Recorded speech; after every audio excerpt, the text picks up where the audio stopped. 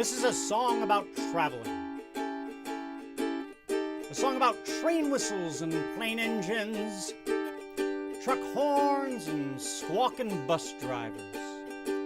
A song about big city neon nights, cold pavement, strange faces, dark alley entrances to Chinese restaurant cocktail clubs. Oh yeah!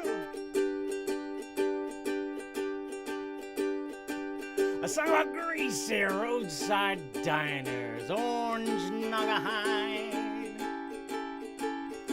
bottomless cups of black coffee, and bottom-full 3M waitresses. You know what I'm talking about, don't you? A song about snowy mountain retreats. A song about Bavarian anachronistic towns. A song about nowhere,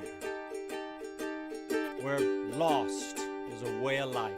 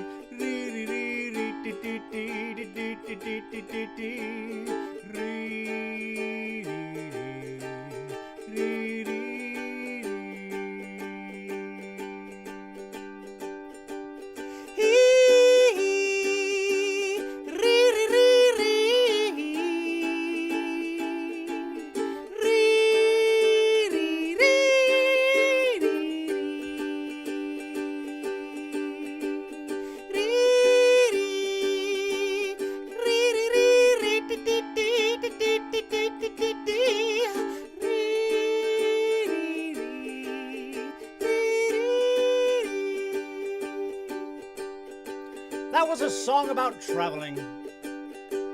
A traveler navigates to the stars like dice in a game of craps.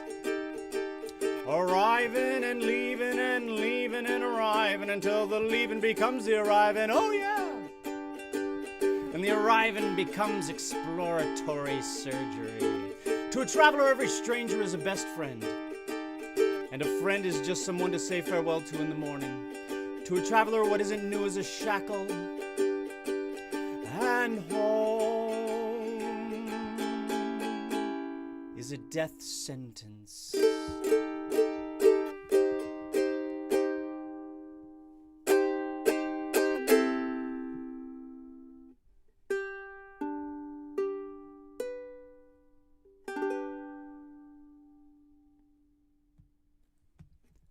Very much, very much. Welcome, rats. I see all you rats out in the sphere out there through the interwebs. How is everyone doing tonight? Welcome to the Songs of Vaud Rats. That was the first song of Vaud Rats, called the Travel Song. I sang that for one of the Hot Nuggets, and it just kind of has a different meaning now, because travel and community is just a very different place now. Welcome, everyone. Welcome, Lenore and Rowan and Bronte and Jennifer, of course, and Leah Papernick. Awesome. And Sarah. Welcome. It's so awesome to have you all here. That was a song I wrote for Vaud Rats. I wrote that song, and when I say that because I actually wrote that for this operetta. I call it an operetta. It's really a musical. But to say a ukulele musical, that just has, I don't like the connotations of that. I mean, I don't mind musicals. I like some musicals. I don't like others. You know, I'm one of those people. I'm not, don't like them all. But musical just has a connotation of like, I'm singing a song, and that isn't what I want. I like the operetta, to bring in the snooty crowd, because this isn't alienating enough. Anyways, yeah, Vaud, the travel song I wrote in a car. I wrote in a Toyota RAV4, waiting to teach stage combat at Mercer Island Middle School. And what had happened is I had a few songs already written. A few of the songs in the Vaud Rats, in this musical, were already written. And I was like, I bet I could hobble these together into some kind of whatever. And then I came up with a concept, and I was like, now I have to write a song. And so I wrote this travel song in a car. Isn't that lovely? So yeah, so this is what it's gonna be. We're just gonna hang out. We're gonna like have fun. You're gonna hear some songs and you just hear me talk in between. So if you're eating like chips or something, you can eat those during these breaks, and then don't eat your chips while I'm singing. All right, it's disrespectful. I'm joking. Do whatever you want. Do whatever you want. Yeah, you're rats. Yeah, and I've stumbled into this room that is an abandoned warehouse in the middle of nowhere. Having been washed up, I'm a washed up performer. And the next song I'm going to sing is a song about the history of this vaudeville performer, his childhood, and it's called Daylight Moon. It's a lullaby. Oh, so I should probably turn the lights down a little bit, right? Get a little like into this. Yeah, there we go. Yeah.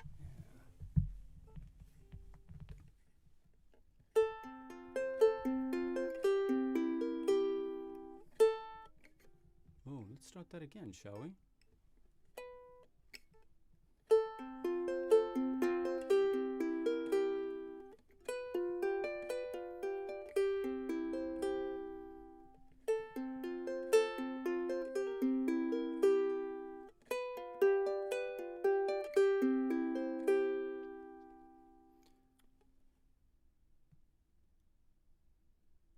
Chesapeake, Tennessee, a Protestant minister preached one Sunday the judgment revelations.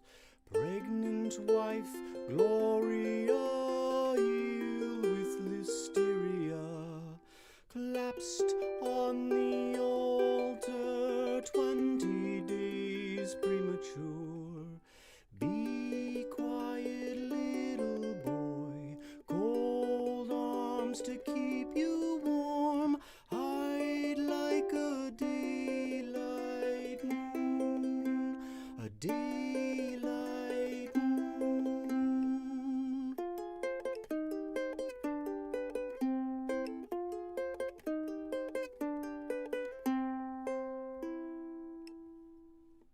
Pa named him Benjamin, but never felt comfortable raising this odd, strange, separate being.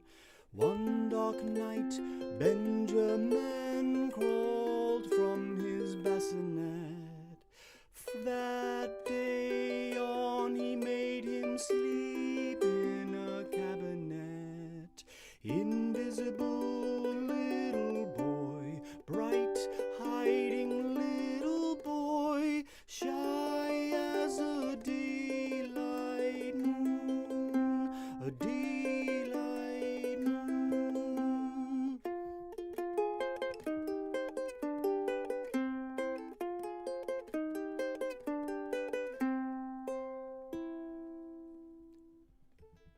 Pa took to preaching to drunks and the homeless. Oft he'd bring his son to pass propaganda pious. In the bustling hubbub, Benjamin was swallowed up. Lost and confused, he wandered into our burlesque. Wake up, shy little boy, a world outside for you to own. Rise with the midnight moon, the midnight moon.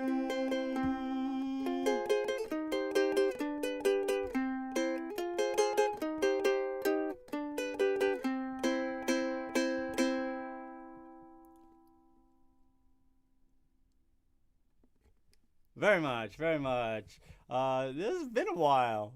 That was all right. I was like, oh, it ramps up. Oh, it ramps up. So yeah, that's the story of Benjamin, Benny, or he doesn't become Benny yet. It's his Benjamin now. So he's telling his story, right? This is the deal to the rats in the abandoned warehouse, and that's that's kind of a thing that happens, right? That song in performance is performed in the suitcase in which he travels. The only suitcase that he's left with. He probably had a couple trunks in his big day, but now he only has this one suitcase left, and it's he's inside it, and it glows from the inside. It's really beautiful. Boy, I wish you could be there. Instead, you're here in the womb of Vaud Rats, and that's wonderful. The suitcase that I had, it was in the pictures in the slideshow at the beginning. It has M.Y. Kono stenciled on the front of it, and I got that suitcase at a rummage fair at the Pike Place Market. And there's a little story that goes with that. I saw the suitcase. I was looking for a suitcase, as you do when you're doing a show. You're looking for your things. And I saw the suitcase. I'm like, this is perfect. This is perfect size. I can stand on it. I can turn on its side. I can put it on a roller and swing it and roller it around in a song, which you'll hear in just a little bit. And I took it up and I said, how much? And they said it wasn't very much at all, like $10 or something. And I said, this is amazing. And then I bought it, and I started to leave. And as I came back, I went, what is the story behind, what does M-Y-K-O-N-O mean on the front? M-Y Kono. And he said that it was the suitcase that his grandmother took into the Japanese internment camp during World War II. His family was Japanese American, and they she was told that she could only bring with her into the internment camp what could fit in one suitcase, and that was the suitcase that she took. And I said, I can't buy this. I can't do this. You should take this back. This is something you should. I don't know. Maybe it was too bad of a memory. But he said no. You bought it, and it's time for it to leave. And I told him, I said, this is going to be in a show, and it's going to live on, and it's going to be seen by people, and it's going to be loved and taken care of, and this story will be told. So there's that. Wow, awesome. Yeah, really intriguing, right? That is wonderful. So there's a little story. So what happens next? Are you following along in the chat? You can download the script. You can follow along. You can sing along if you want. If you know it. I didn't put the chords in there. So if you need the chords, I guess I could send them to you if you want. I've noticed in reading the script, actually, that some of the lines were different than what I sang at the end, and it kind of tripped me up at one point. I was like, I didn't sing it that way. I changed that lyric, and now I'm saying some lyric in between the two. So that's what I get for doing this. So let's move on, shall we? So this next song is the Demure Soubrette Waltz. It's about Sophie Faye, who is a vaudeville performer. She's been a vaudeville performer since she was a child, and this is going to be a interesting song to hear and to do, because it's part of a triptych. The song is interwoven with a scene and a vaudeville scene. So Charlie comes in and talks about the contract signings of vaudeville, and anyway, so I don't know how this is going to go. I'm just going to sing it through, and maybe we'll see what happens.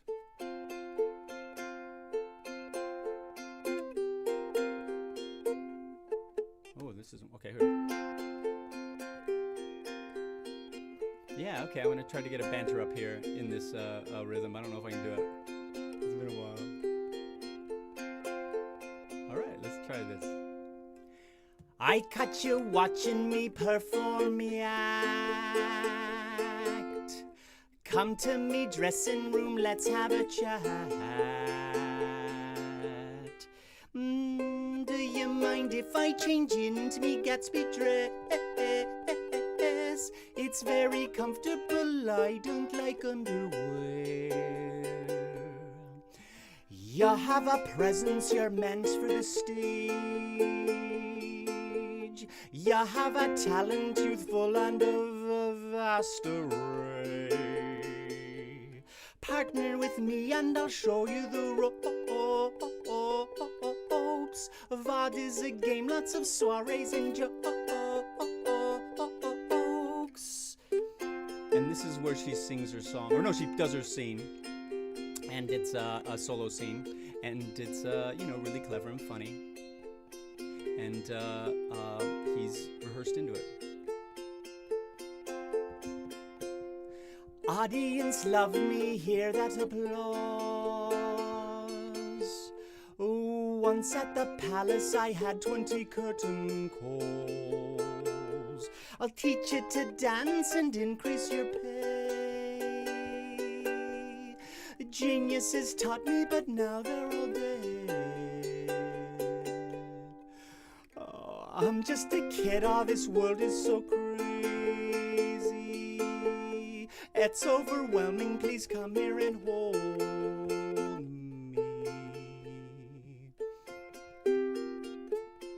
So, things get a little crazy.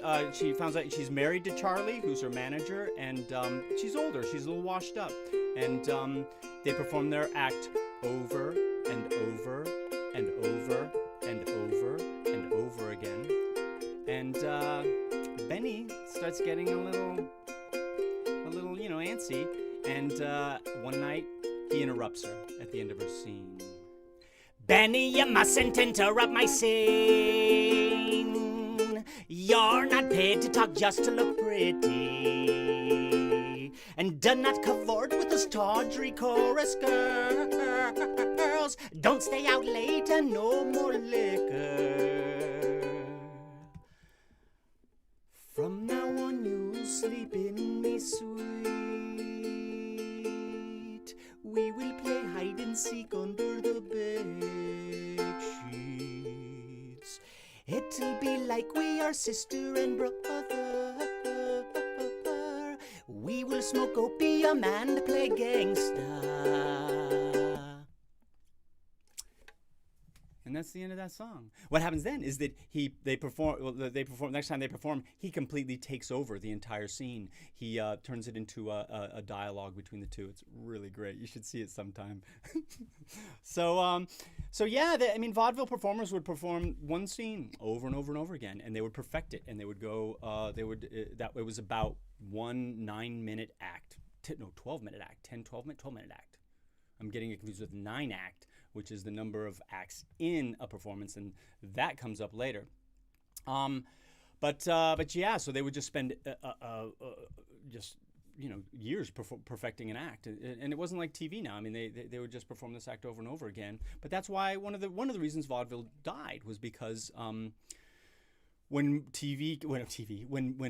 film came out, vaudeville performers would be paid to film their scene, and then it would be over. They would show the film of their performance, and then they weren't needed any longer, and it washed them up. There were some performers that survived, though, that could survive. The ones that could continue to create material and be more flexible in the moment. So that was so that's Benny Goodman. I'm thinking of Benny Nevada. That's who I am. That's who this is. I'm thinking of George Burns and Allen. Who's the clarinet guy? Benny. Oh my gosh, I was just watching his thing the other day. Anyways, you got it. You know it. You know what I'm talking about. Thank you for the delicate fingering. If you guys have any questions about stuff, yeah, please let me know. Any questions about Vaud Rats, about any of the songs that you've seen in the performances you saw? I'd love to hear when you saw it, if you saw it, that kind of thing. And yeah, so let's move to town. I'm going to also paste in here at some point all of the wonderful people who were in the production. I'll do that here in a little bit. So this was one of the last songs to be written for the show. And it was fun. This was a fun one to write. Because it was. Does this look like a cowboy at all? This kind of looks like a cowboy. Yeah, we're mixing it up now. I don't know. I kind of look like a farm worker. That's kind of I guess that's kind of what a cowboy is. Well, essentially. Awesome. So yeah, this is gonna be this is cowboy ukulele. So C-Speed ukulele. He gets he goes on his own. he goes on his own. He's not. He's on the rise. This is gonna go by fast. I think I'm gonna take this off so that I can just be a little less something. Actually, in the live performance, I'm already down to my underwear. So, gosh, it'd really be great if you could see that. Let's do this one. I would also be on my suitcase that was on rollers, and I'd be riding it around like a what are they called? Oh yeah, horse.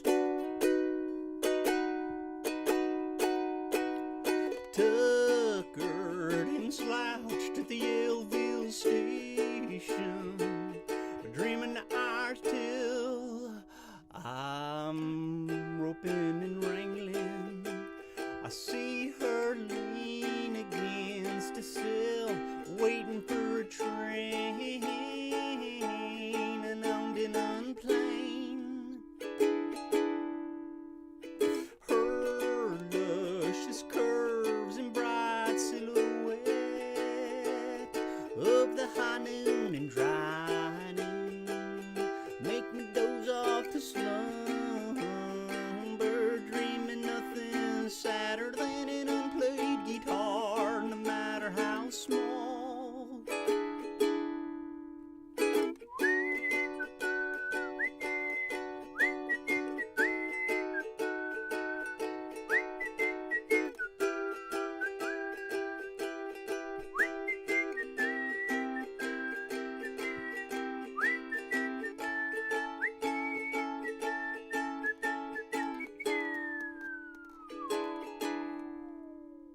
Sunrise seems like she always tends the light. She calls me a strummer, so sweet and gentle, lion corker.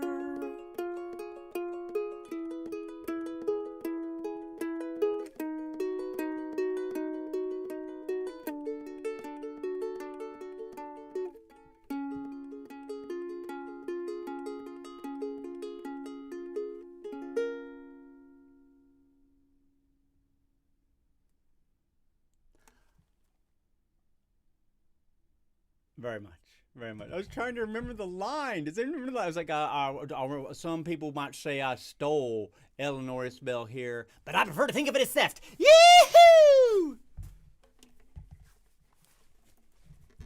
It was good times. Yeah, that was really fun. That was so fun. That was really fun. That was fun. I'm having fun. I'm having a good time. I hope you're having a great time. Yeah, that was wild. I had the wrong chords up there, and I went, I don't think that's the right chord. So I trusted myself, and all of those, Jennifer was like, you just need to trust that this is in your body, and this is proof. It is. It's been a busy week. I hope everybody's staying safe out there with the smoke and all that kind of thing that's going on. Oh, no. Yeah, I hope everybody's... No, I hope everybody's not being safe. No, I hope you are, because, you know, it's rough out there. My throat is like a little wonky. I think I've heard from a lot of people that there's some, it's causing health issues on top of everything. So please stay healthy, stay safe. What else is there to say? That was a country song. In case you don't know what a country song is, I saw a documentary recently about country music and its origins, and how it is another example of cultural appropriation. Banjo was originally an instrument played by the black slaves that were brought here, forced to bring here. And vaudeville has the same sort of sordid history. It started out, minstrel shows started in the mid-1800s, and they were performed, slaves performed for each other in captivity, and they were minstrel shows, and then white performers saw how amazing they were and appropriated them. So originally I was going to do 3 nights this weekend, and the first night I was going to do original vaudeville material and then really rehearse the history of it and share that. And I honestly reached a point where I didn't feel comfortable doing that. So that's where that is. I will accept. I am taking donations tonight, and I'm going to paste in the chat the proceeds from tonight and tomorrow night. All the proceeds will be help support this benefit the mutual aid of South King County, who offers support for survivors, sick and disabled, immunocompromised, undocumented, Black, queer, Indigenous, and people of color. It's a grassroots organization, and I enjoy. I like helping grassroots organizations. I was trying to find. Anyways, they're an amazing organization. You can Google them, look into them. So everything that that you donate to me will be shared with them, and I'm going to put my Venmo and PayPal in the chat as well. So please, if you're enjoying tonight and you have a little bit to spare, please do share and help others. So so that's that. Speaking of difficult times. The character in Vaud Rats, after he just finds the ukulele, creates his own act, he slowly builds his way up to the big time, and then it all comes down crashing and burning, because that's drama, because that's how things work. So let's go ahead and go back into the next song, shall we?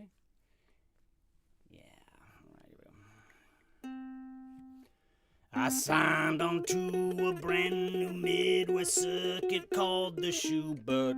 High class, big time vaudeville houses. They treated me like a king, like a king, like a king, like a king.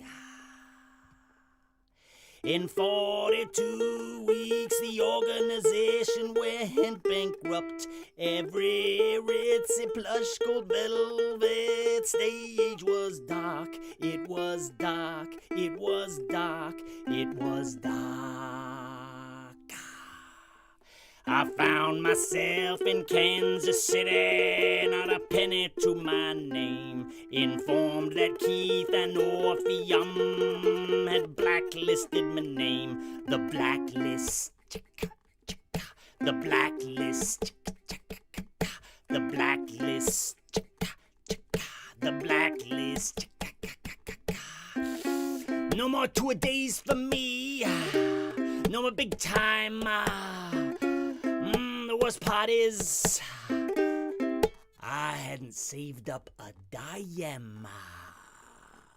So I did small time pro-am, stringing my way across this barren land. This barren land. Cha-ka-cha-ka-cha. This barren land. Cha-ka-ka-ka-ka-ka. This barren land. Cha-ka-ka-ka-ka. This barren land. Cha-ka-ka-ka-ka. This barren land.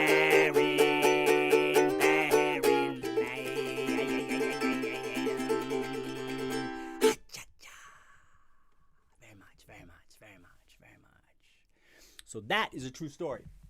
The Schubert was an organization that started a chain of high-class vaudeville houses in the Midwest. Now the circuit was complicated and vast. There was small time, big time, big time, a lot of different circuits around, right? But the big ones were the Orpheum circuit, the Pantages circuit.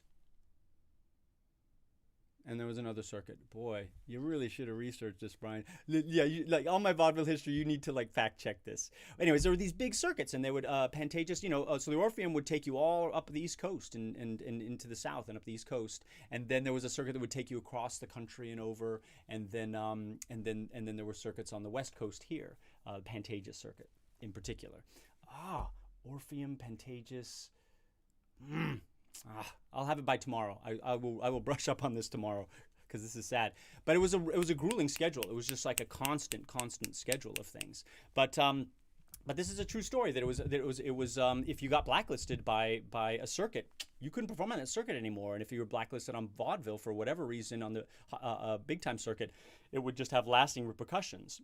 and they were competitive with each other. Sometimes, some of the organizations were. So the Schubert spent all this money to build these beautiful palaces in the Midwest, and then it just crashed and burned. I don't know why it crashed and burned. Come back tomorrow, and I will find out. But yeah, so this character broke his contract with Keith and Orpheum, and Keith, that's my first name. What a coincidence. I wish. No, I don't wish. Anyways, so he goes, he signs on this thing, and then it collapses. So that's, boy, what are you gonna do? So he goes back to the small time, the Pro-Am circuit. He's playing in tents and state fairs and stuff like that. He's having a grand old Opry time there. Not. But he's a scrappy thing. It's performance. This is what we do. This is why I'm here right now. Is we're performers. We have to perform. So give me any kind of circuit, right? Wonderful. Leah, you can donate to them directly. If you donate to me, I will take a percentage of it as well. So and then what I can do is I will donate as a lump sum from this event to them as a way to sort of engender camaraderie and solidarity and connect communities. So, but yeah, you can donate to whomever you want. They're a great organization. The Orpheum Honey Bunch Lee's Circuit. Did I not say the Orpheum? Oh, maybe I didn't. I don't know what I'm saying. Awesome. There's also like I'll do that a bit later. This is going by fast. Oh, for me, you're like, oh my God, stop talking, keep singing. Okay, I will. Ha-da-da. Let's get things going here. Let's change some scenery here a little bit. Okay, let's get some stuff going. So I hope you're all doing all right. I hope that all you artists out there are staying well and safe. I already mentioned that kind of thing. This is hello. I don't know if you're gonna be able to hear me, but I'm gonna do it this way. We're going to town. We're gonna change it up. Changing it up. Oh, what if we get my mouth in there? Can you see that? Well, I'll try. I'll do my best. So the next song is about the 9-act circuit. The 9-act that Benny Nevada performs in the small time this Pro-Am circuit that he's on. And I don't know what I'm doing here. So here we go. So yeah, it's all the wonderful acts in vaudeville. So a vaudeville performer is only as good as his last 9-act bill. And mine was the most bizarre you'd ever catch trod in the oak. A veritable mishmash of second-rate performers, some on the rise, most on the fall, and some crashing right before your very eyes. Opening the show, poodle penumbra, an act the audience give little attention. Dogs dressed like humans playing cards in a bar. They're trained, whoa,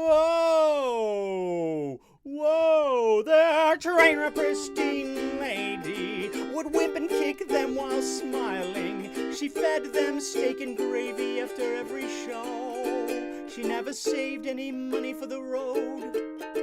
The deuce spot is the worst spot on the bill. Baseball's Randall Greenwald, pitcher from Brooklyn. He leaned against the Holy Talking championship rings.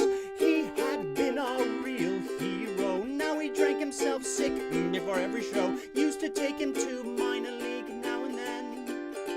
He was a normal Joe, my good friend. Reed and Mert were a comedy act. Root character and patting rabbit hash. He leaned they'd enter opposite, crossover, hokum and slap. Originally in the army, entertaining troops abroadly. I never saw so much fruit hurled at the stage.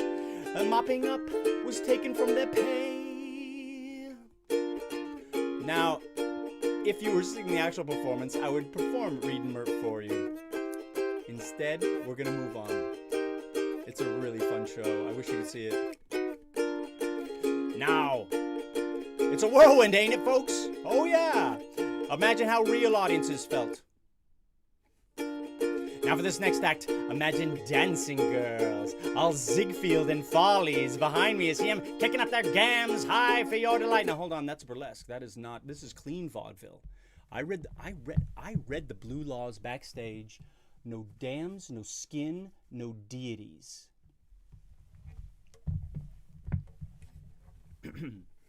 Here we go.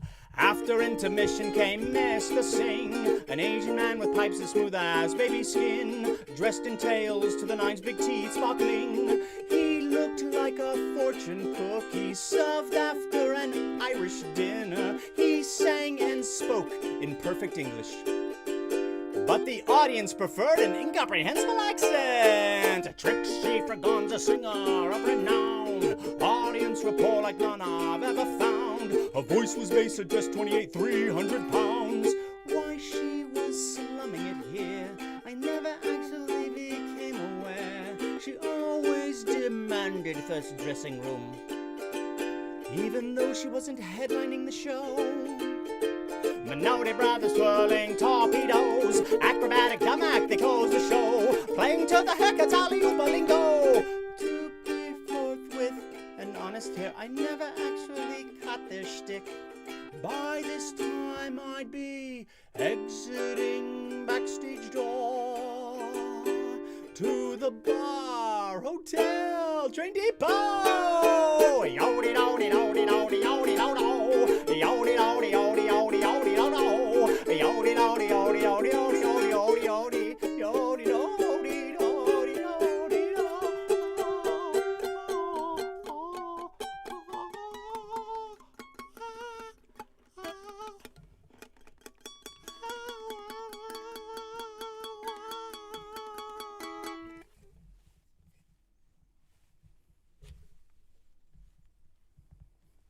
Very much. Very much, very much, very much.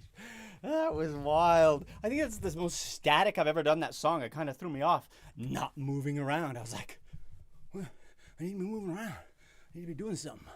I'm trapped in the womb.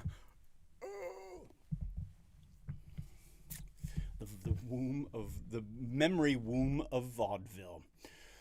So that kind of, I was trying, with that song, I hope it comes across, I think it does, that I was trying to get sort of a sense of all the crazy, zany acts that exist. And Trixie Fraganza was a real vaudeville performer, had a bit of a reputation. The opening act was while the audience was coming in. So that's that. I'm going to summarize it for you now. I'm now going to analyze and summarize what you just heard in a very fast fashion. I will now elaborate in a slow fashion for your amusement, and if not amusement, then bedtime. Go to sleep. Actually, they did that. That was one of the acts. They would call it Chalk Talk. And they would have a professor come out and just 12-minute lecture on something really interesting. Scientists who were discovering things. It was a big deal. Because you could make good money at it. In fact, there were Broadway performers who would do vaudeville because you'd make more money in vaudeville than you would in Broadway. So the first act was playing as the audience is entering, and then the last act, Minotti Brothers in this case, you're playing to the haircuts, alley-oop lingo. I love vaudeville lingo. I'll put up a link tomorrow. On my old website, I had a link to vaudeville. To the whole vaudeville slang thing, and it's really fun. You can use it and impress your friends. Alley-oopa, baggy pant comic, banana, Baltimore. The beach was a triangle in front of the Palace Theater because all the performers would just be lounging out front in between the performances. Sometimes the performances would go all day. They called it continuous vaudeville, and you would start at 10 in the morning and you would go till midnight. And every 2 hours, you would do your act in the same position on the bill. Every 2 hours, you'd go back. And as an audience member, you would just pay for the ticket, and you can come in and out as you pleased during that day. Pretty interesting, huh? Kind of like YouTube, but exhausting. Deuce spot is the worst spot on the bill. The second spot is the worst spot. You'd think it'd be the first spot because the first spot is when they're coming in, but no, the second spot is harder because you actually have to gain their attention. You have to gather their attention. And actually, in my vaudeville bill, no, they would never put Baseball's Randall Grewal. I mentioned Chalk Talk. They would also have famous sports players come in and just sort of talk about, hey, I won the pennant or whatever. And but you would never put them in the deuce spot. You would put them in the three spot or the fourth spot. Yeah, and then by the end, after intermission, you'd have those were your sort of the headliners. So at the end of intermission was a pretty good act, and then the second, 5, 9, 8, the 8 and the 7th were sort of the headline positions, and like the Marx Brothers, they would always play that headlining spot, and there were other. There's a lot of people famous people that you would know.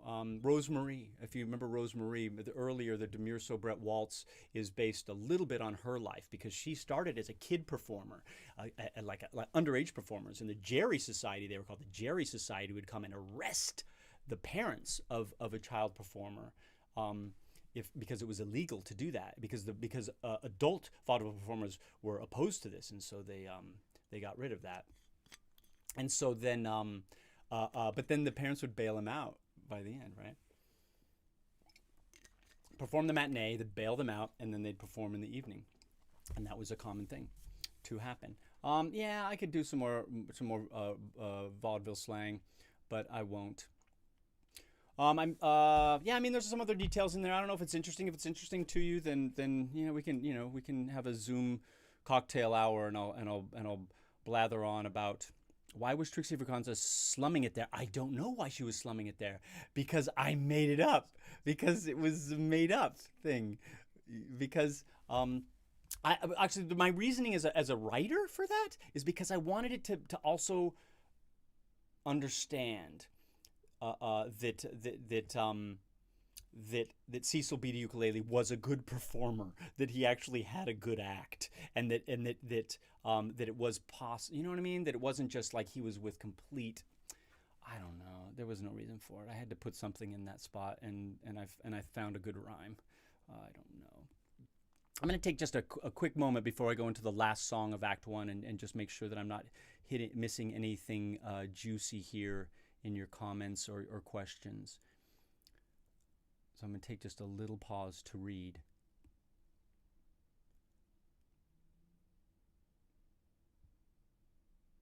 Sarah Shea, I'm glad that there's all sorts of details that you're getting. I had a question for there were some songs in the original. This premiered in Washington D.C. at the D.C. Fringe at the Downtown Warehouse Arts, and it was filmed by Arlington Public Television. Now that original show, that was the first run of the show. That had some songs that I've since deleted, and there are songs in this version that are new, but I can't remember which is which, and I haven't had the time to go back and research, because why research something when you can just ponder the craziness of it all, right? Google, I could Google it, but I don't want to do that. I want to just be confounded until you help me out and tell me which songs were added and which songs were deleted, if you remember. Assuming you're like, I don't know, you performed it a million times. If you don't know, I don't know. I already got that part. Elaborate in slow fashion with an old fashioned. That's fantastic. Yeah, you do recognize this bottle. This is the second bottle. The first bottle, I don't know where it is. This was the I had bottles placed all over the stage so that I could hydrate, and this is not whiskey. It is tea or apple juice, and singers actually have their preferred fake drink on stage. I've directed opera before, and they have their preferred. A lot of them liked apple juice. Some of them just wanted dyed water. But some of them had amazing rituals of things to drink, like hot lemon water with cayenne pepper and apple cider vinegar. Yeah, it gets those, I was gonna say peepers, gets those things really greased up there, fired up, honestly. Awesome. Yeah, Sarah. Yeah, let's do it. Let's do it. Sarah Shay, we should just hang out anyway. Seriously. The copy that you have is matching what I'm singing. Oh, that's good to know. That's good to know. Yeah, I think that was pretty solid there. That one goes so fast, I don't think there's any way to really change it. So I'm gonna stop blathering. Let's move forward. I'm gonna get a little down, a little moodier here. So, the astute of you might have noticed that even including my act, that last number did not represent a full 9-act bill. More like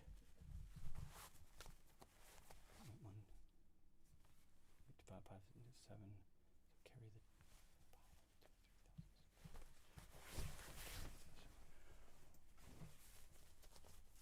7. It still works, baby. It still works, right? Right? Oh, the jokes. Of the remaining 2 acts, one was my favorite. By me, I mean Benny Nevada. And the second was the impetus of my demise. And by me, I mean Benny Nevada.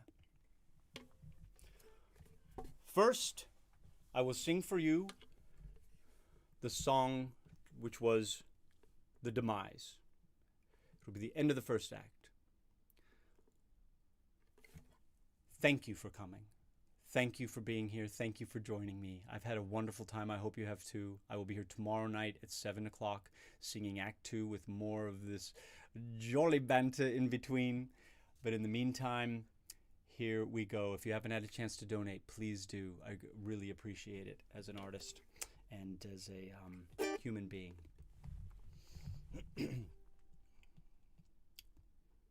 So here, no, I'm leaving that on.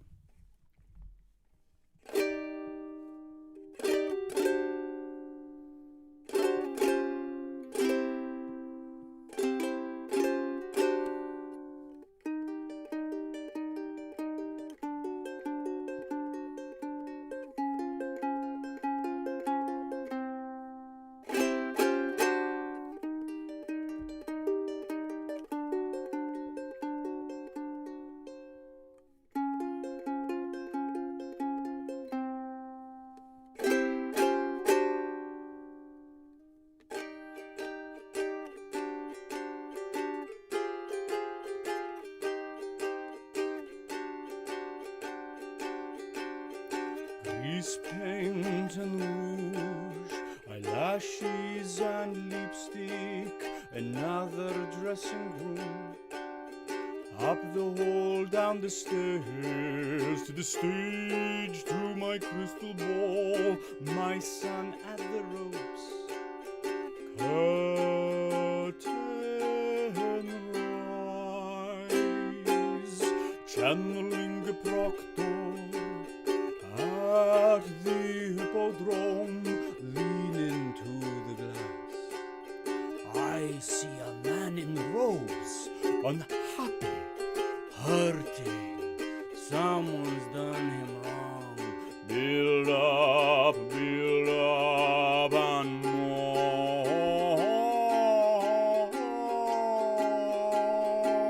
to black. Smoke, it fills the stage. My son took his cue, floating high above.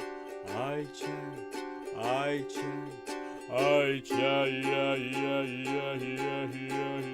and audience gasp. Mirrors and crystal balls and performers lie. Audience reflect desire.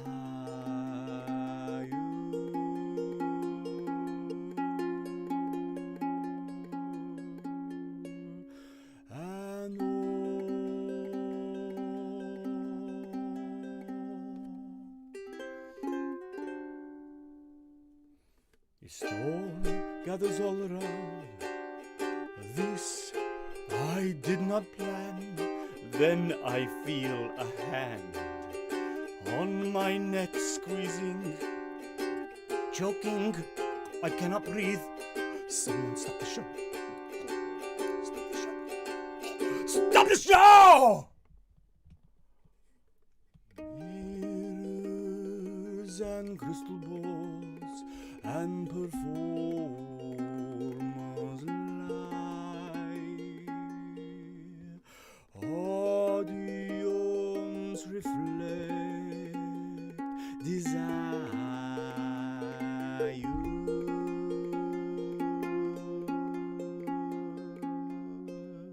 And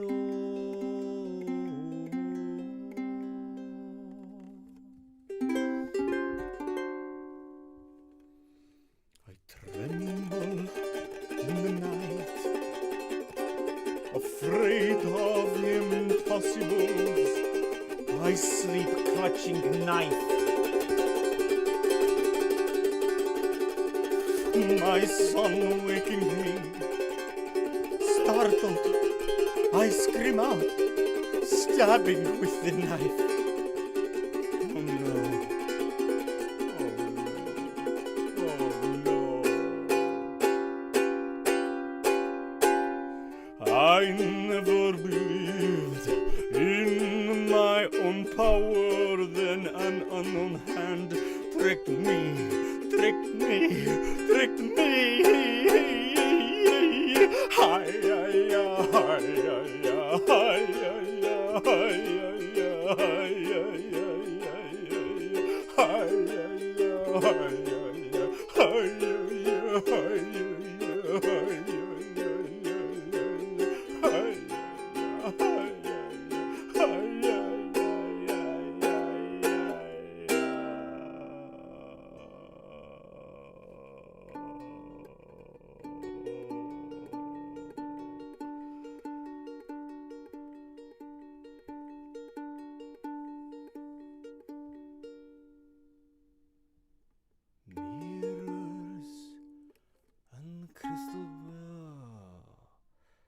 crystal balls and performers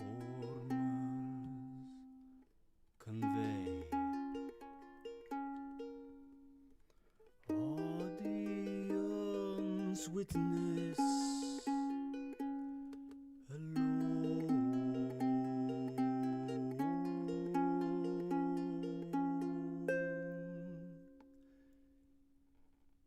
in the dark.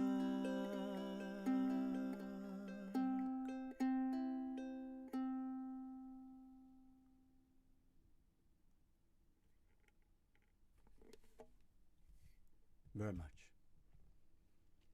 We'll see you tomorrow. Have a lovely night. Stay safe.